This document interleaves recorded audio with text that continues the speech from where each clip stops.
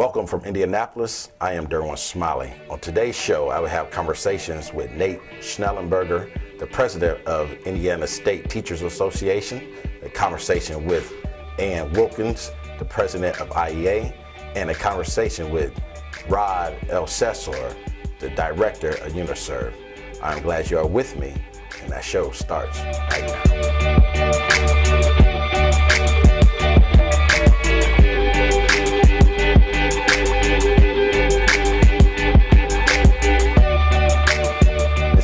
Wilkins is the president of IEA. Ms. Wilkins, welcome to the show. Thank you, Mr. Smiley. I'm glad to be here. Okay, I see you have that lovely smile. I hope you still have that smile after we do this interview. I hope so, too. Okay. What is IEA? IEA is the Indianapolis Education Association, and we represent all the certified staff of the Indianapolis public school system. So being the president of IEA, what are your responsibilities? To make sure that due process is followed, to help in making some of the policies, make sure that teachers are treated fairly, a number of things. So is it a difficult job or easy job for you? It is difficult on a daily basis. So what is your greatest challenge, do you see? Being a teacher at heart, my greatest challenge is dealing with adults because I deal with children. So that's where my passion is. But dealing with adults is a different level. So, you know, it's just different. There's been a lot going on in the news, in the media about charter schools, public schools. Mm-hmm. Break down and tell me your side of the story as it pertains to this wrestling match between public schools and private and charter schools. Well, the number one thing is that our children are educated. I think there is a fallacy out there that charter schools do it better than public schools. If we look at the statistics, 1 out of 5 charter schools is failing our children. Also in the Marion County area, if you look at test scores, 21 of 25 of the lowest scoring schools were charter schools. So what's the solution? Because charter schools are not going away. Charter schools are not going away. And now you have the competition with students going online, taking classes online, and really much just getting away from the traditional school setting. So what's the plan, or is there a plan in place to compete with those? I think IPS competes with our magnet programs that we offer our children. We try to put them on the track of their career desires. And I think that's a plus for public schools. We also have to take all children. We can't be selective like charter schools can. Either you fit that pattern or we're going to put you out. As a public school, we don't have that option. We have to educate our children. Do you think public schools need more flexibility to, like the charter schools have? As it comes to with moving, you said to move a kid from charter schools and send them back to public schools. Mm-hmm. I believe public schools are for all children. So I don't think anybody should be putting children out because they don't fit the mold. Mm-hmm. I think if you're going to educate, then you educate. You know about this documentary, Waiting for Superman. Yes. And got rave reviews yes, all over the world. So what is your take on the documentary? It was very emotional. It pulled at your heartstrings because you do feel for these parents who want better for their children. But it also had some fallacies in there. There were some facts, there were some fallacies.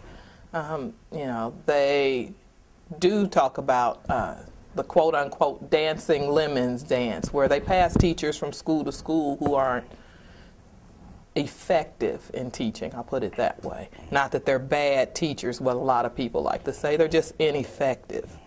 In IPS, we have an evaluation tool that lets us evaluate our teachers, and if you're ineffective in classroom management or instruction, you can be put up for termination, non-renewal of your contract. So I know a lot of parents say, why does it take so long to get rid of the bad teachers? there's a process to everything. Just like I wouldn't want anybody to come into your job and say, today you're having a bad day, see you later. I don't want you to do that to a teacher, because everybody has a bad day. But if you are ineffective, you're hurting our kids, and we're here to help kids and make it better for them, make their futures brighter. And that's I think I have like 2 minutes left in our conversation. Okay. I want to talk about the bullying. You know, the president and first lady has came out very strong against bullying, and that's a few weeks ago. Saw a piece on the news about a mother who lost her son due to suicide because of bullying. What is is there a policy in place with IPS? IPS does have a policy for bullying. Our teachers know to look for it, but I think our problem is our kids don't tell us. Our kids have to trust an adult in the building and be able to tell that adult, because then we can step in and help. You know, we have social workers and counselors that can counsel bullies. We can look out for the children, and we have to have the parents involved. So if it was your child and being bullied, what would you do? I'd be at that parent's door. Okay. I wouldn't need the school to step in. I would like for them to help and make sure that my child is safe, but it's more of an adult situation where you have to talk parent to parent. You know, I can tell my child not to do X, Y, and Z, but when they're not with me, they may do X, Y, and Z. Yes. So we just have to be very careful and very cautious with our children. Okay. She is Miss Ann Wilkins, the president of IEA. Ms. Wilkins, thanks for coming on the show. Thank you, Mr. Smiley. Discover the new IPS. More options than any other Indiana school district. 3 Montessori schools. The internationally renowned Key Learning Community. 2 Centers for Inquiry. Venice Immersion. Elementary schools with excellent programs to help your child learn and be successful. IPS is revolutionizing education. Discover the new IPS for yourself. Mr. Nate Schnellenberger is the president of ISTA. Mr. Schnellenberger, welcome to the show. Thank you very much, Derwin. Tell me, what's the ISTA? The ISTA, it stands for Indiana State Teachers Association. We represent nearly 50,000 teachers and education support professionals all across Indiana. Our focus is to certainly to help our educators, but in the process to help our children of this state, the nearly 1 million public school students that we serve in Indiana. What are your responsibilities being the president? Well, one of the responsibilities is being a spokesman for the association, doing this type of activity right here, and to try to coordinate with our members the types of things that services that they need for them in their local school communities. I know as you turn on the news and the media, you see what went on in Wisconsin. Now it's moving over into Indiana, Iowa, Tennessee, some other states. Where does the union stand right now with the collective bargaining? Well, with collective bargaining, we've had collective bargaining in Indiana since 1973. And we think that this whole process has worked very well. It's given teachers the opportunity to share their expertise with school administrators and to have their voices heard for our students. And we think it's important not to limit that to the point where that would become very, very difficult to do. So we support collective bargaining as it is. You know, it's interesting, sometimes we hear about these other countries that have such great scores, and Finland is one of the countries that really has great math scores and English or language scores as well. But it's interesting to note that in Finland, 100% of educators belong to a union, and they have collective bargaining, all of them. And so when people who say they support education reform say that collective bargaining is a problem, we can point to things like or countries like Finland and say, no, it's not. That's not the problem that exists, if in fact there are problems that exist in some places in public education. So what is your take on the situation that was going on in Wisconsin? Well, I think the governor there has really overreached his responsibilities. You know, I've heard him say that, well, he was elected to do all of this, and I don't think that that's the case. In fact, I just read a poll today that said that they asked the Wisconsin voters if the election was held today, would they re-elect Governor Walker? And I think if it was held today, according to that poll, he would lose by about 8 percentage points. So he wasn't elected to do those types of things. I think that when people elect politicians, they want them to work together for the betterment of our society and for the betterment of in our case, for kids in public schools. So I know there's some House bills, 1002, 1003 in the House now. Mm-hmm. What is your take or the feel on those bills now? Well, those are bills that deal with, one deals with charter schools and the other deals with vouchers.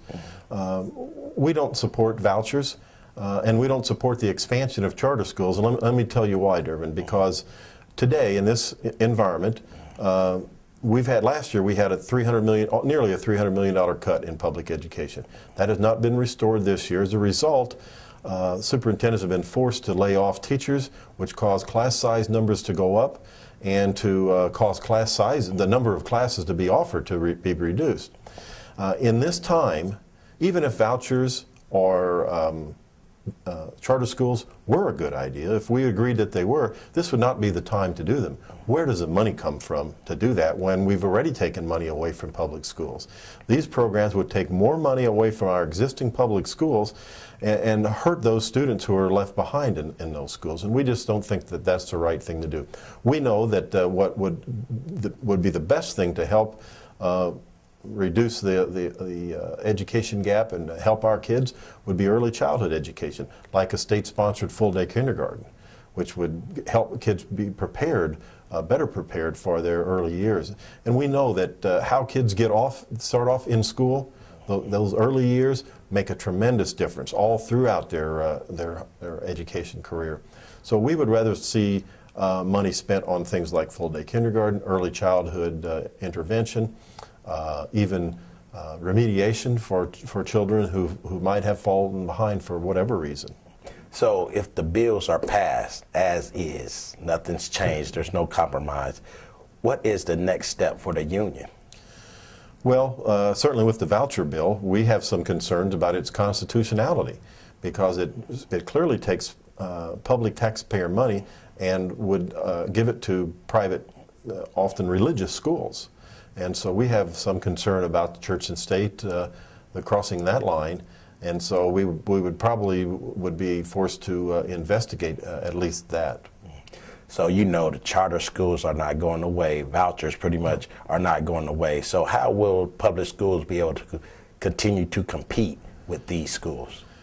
Well, that's a very, very good question. And public schools can compete certainly, but not if they're stripped of the resources that they have, the already reduced resources. And so it's going to be very, very difficult for public schools to do the job that they're called on to do. And we feel that that's really a real poor situation where we have to, that's the right word, compete for money between private schools, charter schools, public schools in this day and age, when actually as you well know, the most important thing that we can give our children, and I believe our children in this state are our most important resource. The most important thing we can give them is a good, sound foundation of education. And to shortchange that, I think, is the old saying, penny wise and pound foolish. It's going to come back to haunt us in the future, and we need to find the resources to make sure that all schools in this state are successful. So when you see everything going on, how do you keep the morale of the teachers up? Well, you know, that's an excellent question, because right now the morale of teachers is low. They feel like that they have been beat up by the governor, by the superintendent of public instruction, who, by the way, says that he's a superintendent of all instruction, public and private. I need to take a break, but stay with us. Come back with us. We'll continue our conversation with Mr. Schnellenberger, president of ISTA. Discover yourself in the new IPS. More options than any other school district. Diesel engine repair. the only district with performing arts magnet schools from elementary through high school. IPS is revolutionizing education. Discover the new IPS for yourself. Thank you for staying with us. We will continue our conversation with Nate Schnellenberger, the president of Indiana State Teachers Association. As we went to break, he was talking about, I think, how you keep the morale of the teachers. Yeah, and as I was saying, that the morale of teachers and educators right now is fairly low because they feel like that they've been labeled as failures, that they've been beaten up here for some time, and they know that in their schools they're doing great things with kids, and they don't think that that's fair, and so they're concerned about that. They would like to be shown as doing the positive work that they do, and that's one of the things that our organization tries to do, is to put forth some of the great things that do happen in our public schools. And that's not to say that we don't have some issues in some places that we need to address, but certainly by and large, Indiana's public schools, we believe, are doing a great job. Can you break down to me, if the collective bargaining is wiped out, what would that mean for teachers? Well, for teachers, it simply would mean that they're at the whim of the administration, that whatever the administration decides is what would happen. And certainly we understand that the job of the administration is to run the school, but the schools are full of teachers who have great ideas and need to have those ideas heard and be listened to. And, you know, what we know about collective bargaining is that, again, that it has worked throughout the last 40 years, and there's no reason that it can't continue to work. Can you give me some success stories of teachers who are, with everything going on, take the politics out of it? Just tell me that teacher that you go out and you see walking around through the schools and you talk to these people. Give me some of the success stories that they are telling you. Yeah, you know, there's a myriad of those types of things that are happening all across the state. You know, I was talking to a teacher in southern Indiana the other day who had tears in her eyes, and she said that you know, that she had, and this had occurred back in January, but she noticed that a child came to school every day, didn't have a coat, and so she didn't want to embarrass that child, but she found one of her older daughter's coat from some time back and gave that child the coat, and that child was just so appreciative and so, you know, felt so good that somebody cared about her. And so that's one of the things that happens in public schools, is that teachers continually give of their own resources to help. There's not a teacher in this state, I'll bet you, who hasn't bought a kid a lunch. They don't expect to be repaid for that, who hasn't done things like give coats, toy drives, shoes, and those types of things. And that doesn't even go into the education part of it. That's just a part, the human nature thing to help kids. But not all kids come to school prepared in the same way. And teachers try to, especially I think, reach down and help those kids who don't have the support at home that they might have for whatever reason. So I think the public needs to know that teachers, would you agree with this statement, that teachers wear a plethora of hats? Absolutely. Absolutely. It's not just the job that they do in the classroom, but we think they do a great job there with the education process. But also, there's much more. Raising a child and educating a child is much more than just math and science and English. There's a lot of other things that go into that to make a well-rounded citizen, and just to reach out and to help children. So what's the future of the teachers union going forward? Well, I think we look to continue to our efforts that we've been doing. We certainly are involved in the political process, trying to lobby legislators, educate legislators about some of the legislation that we see that we think will be detrimental to kids and not helpful. And so that's something that's happening right now. But then after that's over, we'll look toward the types of programs that we run throughout the course of the year. Do you think the traditional public school will remain the same moving forward into the future? Well, I think the traditional public school, like anything else, needs to adjust, needs to evolve and change, and I think that will happen. We need to certainly look at different types of reform and find the reform that works to help improve schools. So I see schools changing in that way, but I certainly hope that what I think is the backbone of this country has been a public education for all children. Equal opportunity. I love to say that public educators take every child who comes to their door and works their hardest to make sure they receive a quality education, and I hope that does not change. He is Mr. Nate Schnellenberger, the president of Indiana State Teachers Association. Mr. Schnellenberger, thanks for coming. Thank you so much for having me on, Derwin. Appreciate it. It's how I keep in contact with my child's teacher without leaving my home. It's how I know what my child is studying so I can help them with their homework. It's how I know my child is getting good grades in school. It is how I know my child is getting the best education possible by using the newest educational tools. IPS Online provides more communication and information than ever before. Log on and learn more about getting connected. Mr. Ellcessor is the UniServ director. Mr. Ellcessor, welcome to the show. Thank you very much, Derwin. Can you tell me what is your position, the responsibilities you have being the UniServ director? Thank you. Well, I can tell you that I do a lot of what Ann directs me to do. But basically, we help teachers when they get in trouble. If a teacher is dismissed or is approaching a dismissal, my job is to help that teacher find an avenue to either go through the dismissal or some other avenue. So, you know, we work together. I help negotiate the contract. I just provide legal services of all sorts for the IEA. So how does the process start? Do you just all of a sudden get a phone call and say, we got this fire you have to help put out, or take me through? Oh, yes. Oh, yeah.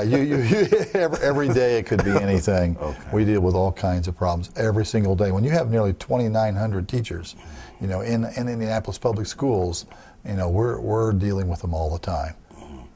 What is your greatest challenge doing your job? Just trying to go from day to day to make sure that we service people. Our job is to care for people, to service people, to help them do better.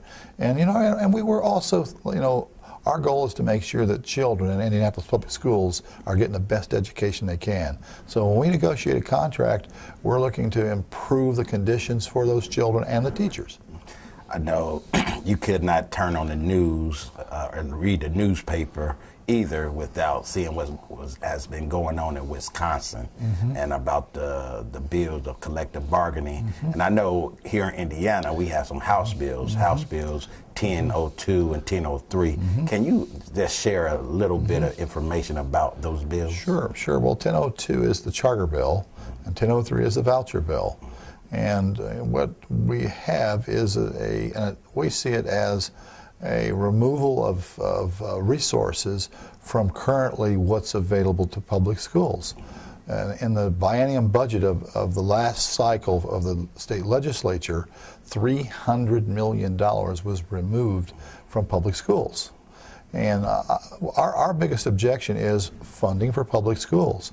If more charters are developed and if vouchers are given to the public to use, that's more dollars out of the pot. The pot's only so big.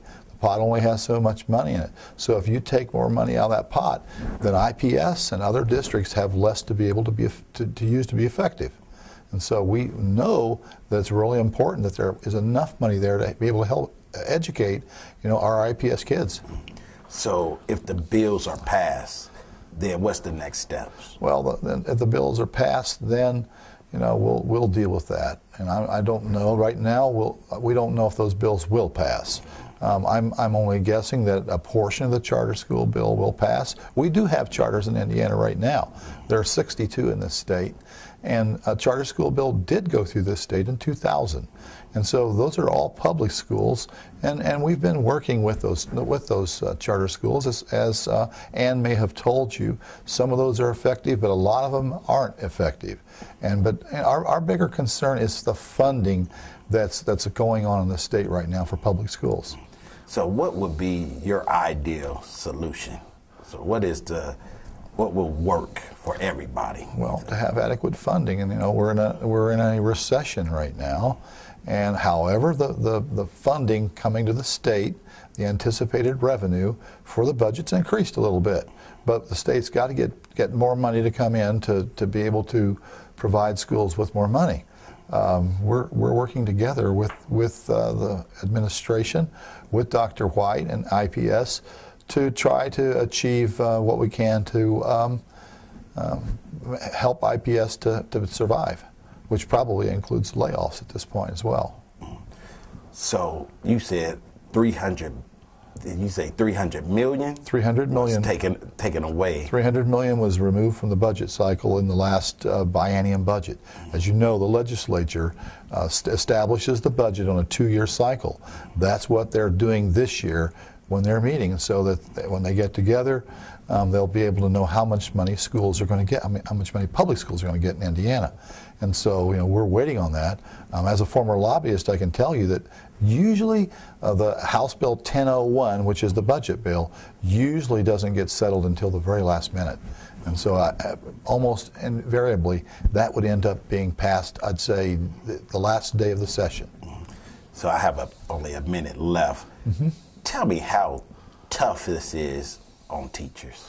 Oh, you know, teachers have had more added to their plate every single year. Our teachers are worn out. Our teachers are struggling.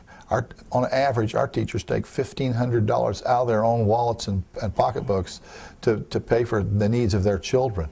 Our teachers, you know, if you think a teacher's day starts at 8 and ends at 3, that's a far cry. Our teachers come in early, they stay late, and they also take home stuff all the time. You know, they're grading papers, they're working with kids, they're doing lesson planning, they're grading, and they do home visits. And so our teachers they care about kids, and they care about, you know, what really happens in IPS and in general. So if you could speak to the teachers right now, look into that camera and tell them something encouraging to them to keep them moving forward and fighting to be the greatest teachers in the world. Sure. Well, you know, IEA cares about you. IEA works for you and the children of the Indianapolis Public Schools, and we hope that, you know, you want to join us. We don't force teachers to join us. We believe we're good, and that by doing the things we do, that people want to join us. Here's Mr. Rod Ellcessor, the director of UniServ. Mr. Ellcessor. My pleasure, Mr. Thank you very much. Discover the new IPS. More options than any other Indiana school district. 3 Montessori schools. The internationally renowned Key Learning Community. 2 Centers for Inquiry. Spanish immersion. Elementary schools with excellent programs to help your child learn and be successful. IPS is revolutionizing education. Discover the new IPS for yourself. That's our show for this evening. Remember, you can follow us on the World Wide Web at Derwin Smiley Show, thederwinsmileyshow.com. And remember, my sole purpose is to inspire the greatness in you. I'll see you next time.